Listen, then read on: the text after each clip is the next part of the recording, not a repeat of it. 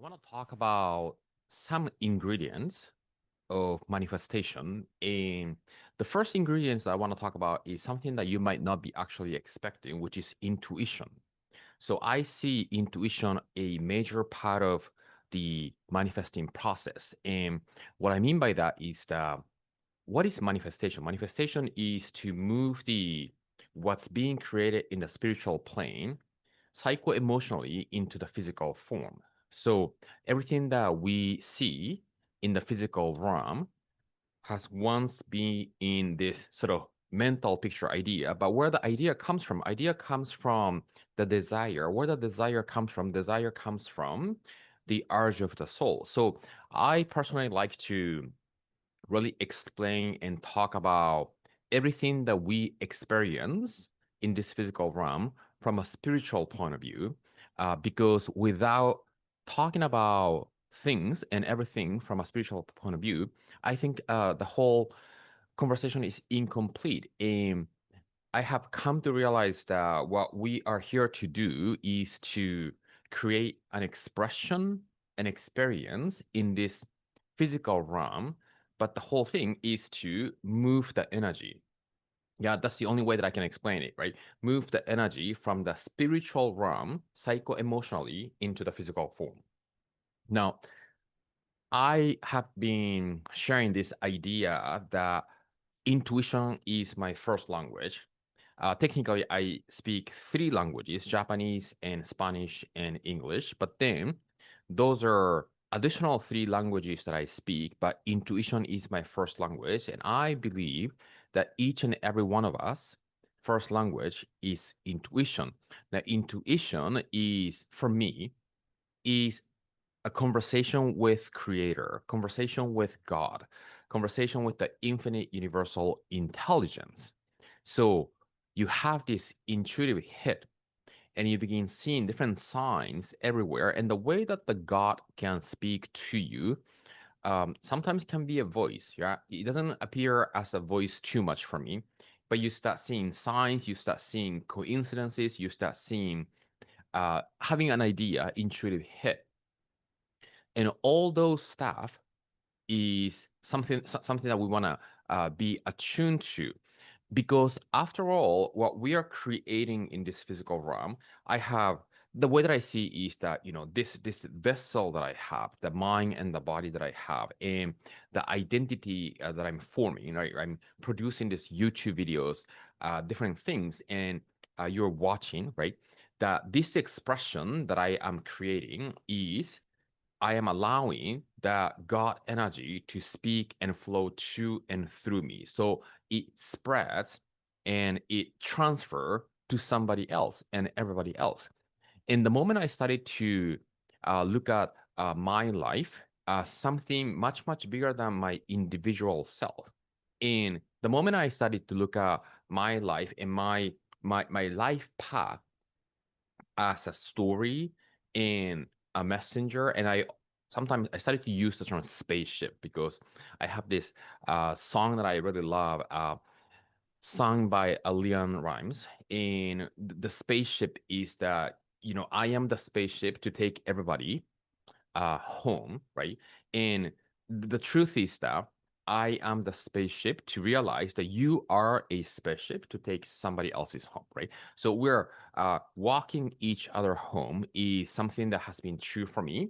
And to awaken into that truth is what we are here to do, spiritually speaking. So when we understand all of those background information and perspective, I have come to realize that intuition is one of the most important ingredients in manifesting. Yeah. Let's talk a little bit about the basic process of manifestation. Yeah. Now, many people, manifestation is about allowing what God wants to express and wants you to express, and you start collaborating. Yeah. We, each one of us has much, much bigger power inside of us than we possibly think. And that power can be born and can be initiated by actually integrating and noticing and accessing that power, the channel that we can open up to express through us. And here's how it looks on a day-to-day basis. When we come to the conversation manifestation, you start with intention and vision, right? And then tapping into the desire of what is it that you want to create in your life. Yeah. And often what I found is that people tends to minimize what they want also based on their belief that they're in. So they cannot see the expanded version of the one by limited by the belief that they have, right? That can be in the context of money, how much they want to be earning. They can be the type of life that they are living. If somebody is living in a certain, for instance, small village or something, and they have not been having access to different resources, they might not even begin to want to travel around the world. It's interesting. Traveling the world is something that a lot of people are seeking. I personally don't have too much desire to do, only because I have actually not only traveled but lived in 3 different continents. And I personally, to be exposed to different culture and especially the food is fun and rewarding. I like to have the inner journey, inner travel a little bit more. I found that wherever I end up going, I go to my inner journey. So it doesn't really matter for me where where I'm at. That's my personal experience. Anyway, intuition is the ability to open up your mind and go beyond the rational mind to begin accessing different information. So I really, really love the quote that Einstein said that I live by, which is the intuitive mind is your sacred gift, and the rational mind is the faithful servant. We have forgotten, we have created a society that forgotten that servant. No, no, no. We have created a society that honor the servant and has forgotten the gift. I almost forgot the quote, but that's what it is, right? So he emphasizes the intuitive mind, but the way that most people are living in this physical world is emphasizing the intellectual, rational mind. And logic can take you so far because logic is limited in it's confined in your mind, and the mind is finite. But the intuition is an ability to sense beyond your 5 senses. And this is my favorite saying, right? So many people try to think logically to understand how things can happen or where they can go possibly. Yeah. And it's very interesting that people tends to fall into that trap when nobody, and when I say nobody, nobody can probably explain rationally or logically how things happen when they look at their past, present story that you have lived.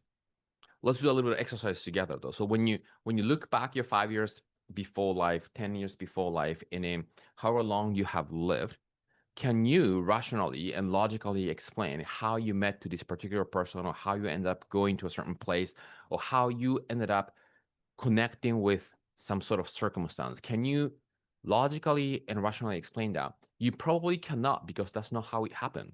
None of the things that happen in our life is, I can tell you from my own experience, right? I'm living here where I live. I cannot explain to you how logically it happened. Things started to unfold, things happened, and I met different people, and I was guided almost to arrive here, even the thing that I'm doing. Yeah.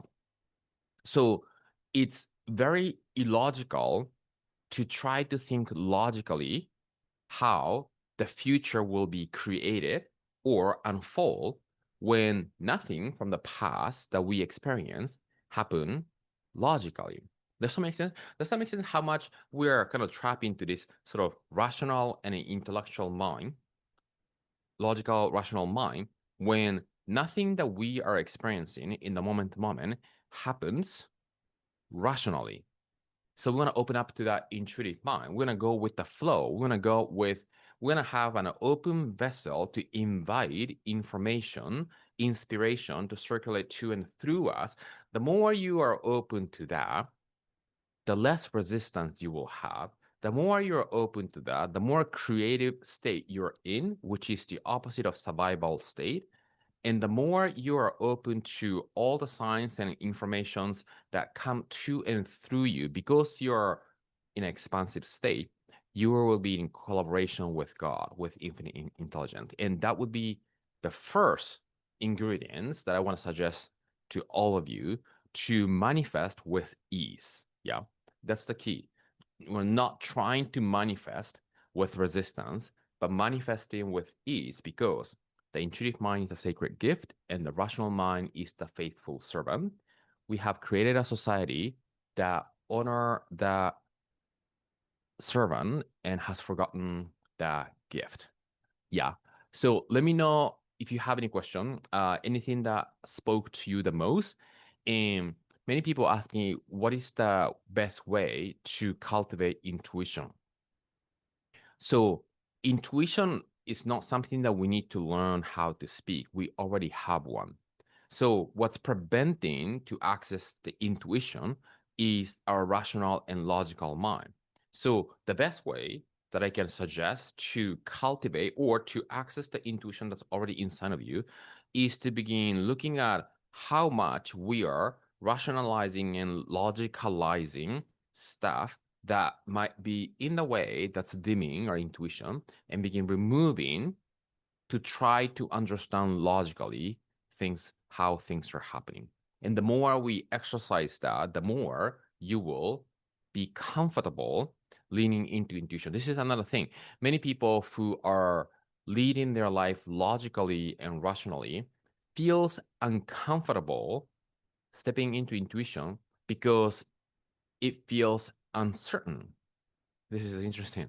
And then uncertainty is fearful for the ego, for the rational mind, because the rational mind wants to see from A to B, B to C, all the way to Z. Yeah. But then the uncertainty is a infinite possibilities that is expansive and exciting for the intuitive mind. Uncertainty is only uncertain for the rational mind. So I hope that makes sense. Let me know what you think of this. And if you have any questions, feel free to comment below, and I'll see you in the next video.